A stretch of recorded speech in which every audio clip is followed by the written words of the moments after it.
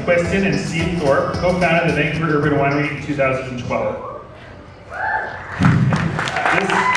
This urban winery where we are tonight is the first of its kind in Vancouver and also operates as a unique special events space.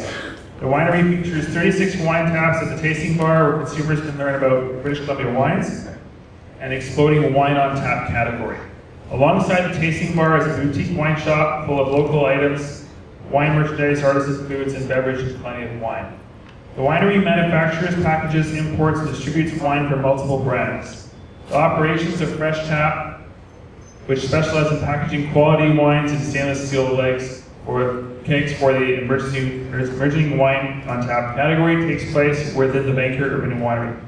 Please join me in welcoming Mike Macquisten and Steve Thorp.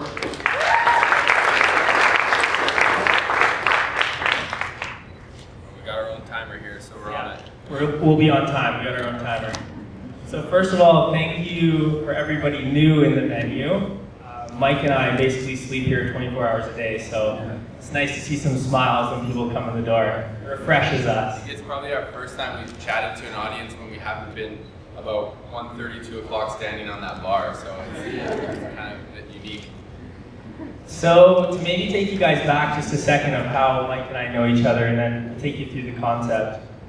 Mike and I worked together about 7 years ago back in my sales agency. I was on the sales side for the lifestyle clothing industry. Mike then got headhunted about 5 months later and left the company, probably because he didn't like me, I hope, but because he went on to work for Molson Coors and went on for about 4 or 5 years on the sales side of the beer and spirits industry. And I kept trucking along on the sales side in the lifestyle industry. And about 4 years ago, we started a marketing company. We started doing marketing with beer and spirits companies across Canada, a little bit of wine. And we spent about 4 years giving away great ideas to a lot of companies.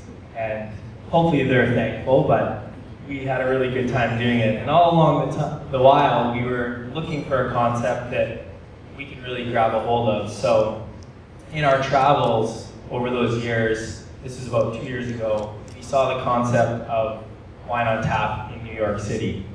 And this kind of relates to a point that Mike and I were talking about behind the bar about 10 minutes ago, and that is really about being inspired by travel.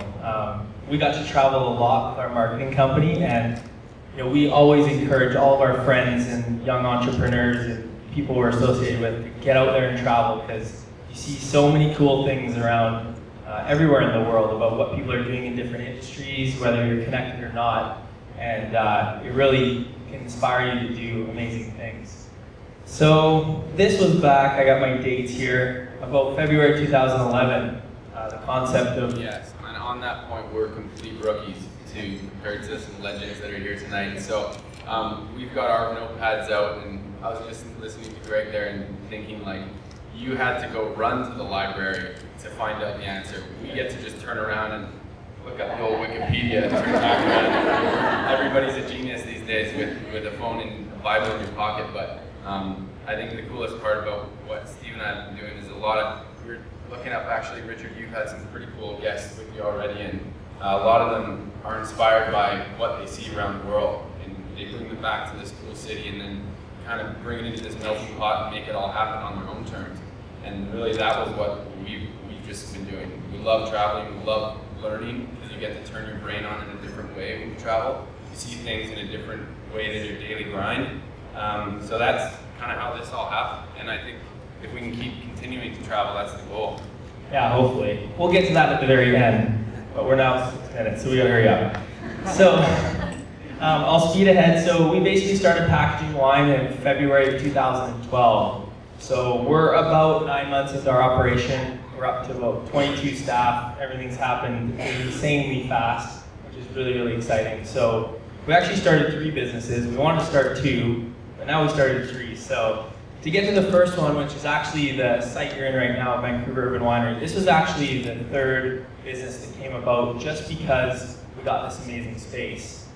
Fresh Tap was always the core of our business, and we stumbled upon this space and were able to get licensed here right outside Gastown. So we decided, let's open up a tasting bar and a retail store, and most of all, we use the space for education.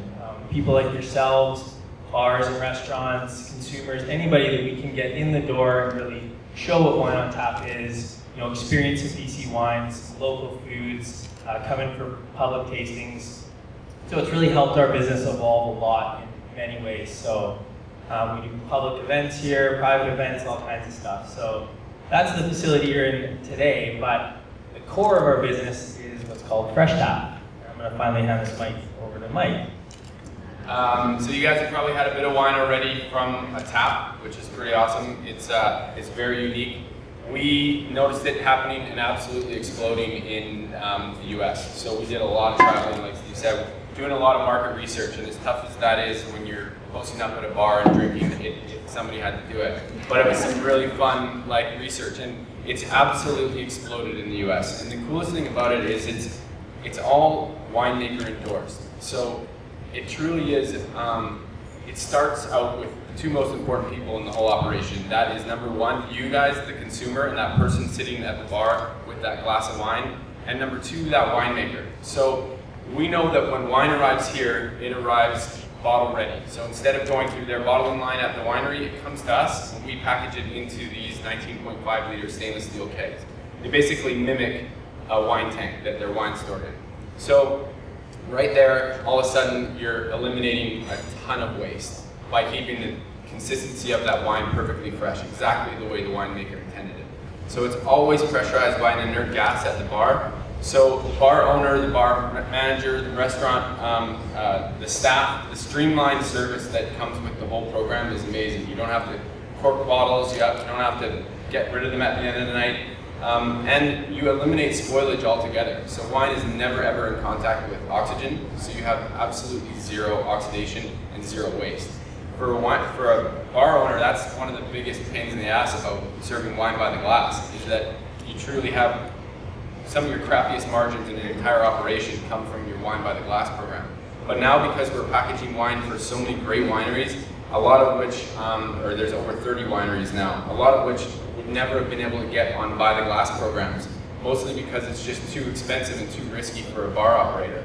Anything north of $15 or $20, their risk of opening that bottle and then having that sit on the shelf and literally ticking time clock, as you know, when it sits on your counter, if you open it on Tuesday and you're not aggressive enough to drink it till Friday, it's going to have changed until then. So it's the same concept, and basically the coolest part about this is that you just take that all out of the equation. But at the end of the day, the person drinking that glass is drinking a perfectly fresh glass of wine. And then there's the environmental side. So we're supposed to get into smarter, fresher, friendlier, our pillars. Stay on brand, Mike. Yeah, right. Yeah, that's for our marketing meeting. But the end of my friendlier message is really you're eliminating all kinds of waste. 30% shipping weight, and we probably kegged what now, 70,000 liters? It's supposed to be my point. Oh right, sorry. Anyways, we've eliminated an awful lot of bottles in general. Well, I'll pass it over to Steve to kind of go through some of the stats, but other than that, you guys can come check it all out after this. We'll be here all night, and if you need a glass of wine or 6, just come find us. Thanks, Mike. So I was supposed to go through the stats. Mike is just throwing numbers out there. So we, to date, we have kegged over 40,000 liters of wine, which is a pretty large amount of product so far. And with that, we've eliminated over 40,000 bottles from ever being produced. Corks, labels, over 3,500 pounds of cardboard. So one of these kegs for us has about a 15 to 20 year reusable lifespan. So we're short proximity of distribution, and that's really the core of why we wanted to be really close to Vancouver. Product is shipped to us. It's lighter to ship bulk product here. We package it, and then it's consumed close to us. So we can bring these kegs back, sanitize them, and put them back into circulation.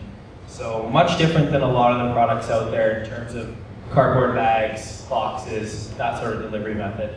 So yeah, it's pretty astronomical. And we're in about 50 restaurants now in BC and Alberta. And like Mike said, just over 30 wineries now on board that have product in stainless steel kegs. So it's been a good ride so far. So what's the future of Wine on Tap? So we're shooting for about 300 restaurants in the next few years to come on board. And that target seems to be increasing every month. looking at north of 75 wineries, so we got new guys coming on board every month, and then obviously looking for a national brand. We want to be the leaders at packaging in stainless steel kegs for the wine industry in Canada. So those are some of the goals. And so the last little piece of our puzzle here is Roaring 20s Wine Co. So Mike and I decided that we wanted to also launch a wine brand, fitting because we have a winery, so let's create a wine brand. And we traveled to Argentina and New Zealand last year. It was a really tough trip. Week in each country. We ate like 30 steaks in Argentina. I don't know if you've ever had a steak there, but it's unbelievable. Coming from an Alberta boy too, it was amazing. But yeah, we got that. Literally, you're sitting in the site where it's going to be chaos tomorrow. We have a bottling line that pulls in here at 5:30 in the morning, and we're bottling 3,000 cases of our brand that hits stores November 15th. So it's called Roaring 20s Wine Co. You can try it on tap tonight next to some of our great partners that package here at Okanagan Crush Pad, which is cool, by the way. And so anyways, this place is going to be a zoo for the next 3 days of bottling, and that's a really fun brand for Steve and I, basically because we're not growing grapes on the roof. We don't have a vineyard, we're not attached to a vineyard, so we can kind of be nimble that way. And it really is based on our own taste profile, really. And so when we traveled around, we were just trying to find a product that we loved and we could really connect with, and it was the right price point, varietal specific, and I think the one thing more than anything was that you could sit down and enjoy 3 or 4 bottles in one sitting with friends. So that was like a #1 key. But anyways, keep an eye out for it. It launches November 15th. Anyway, cheers guys, thanks so much. That's a wrap. Cheers, thank you.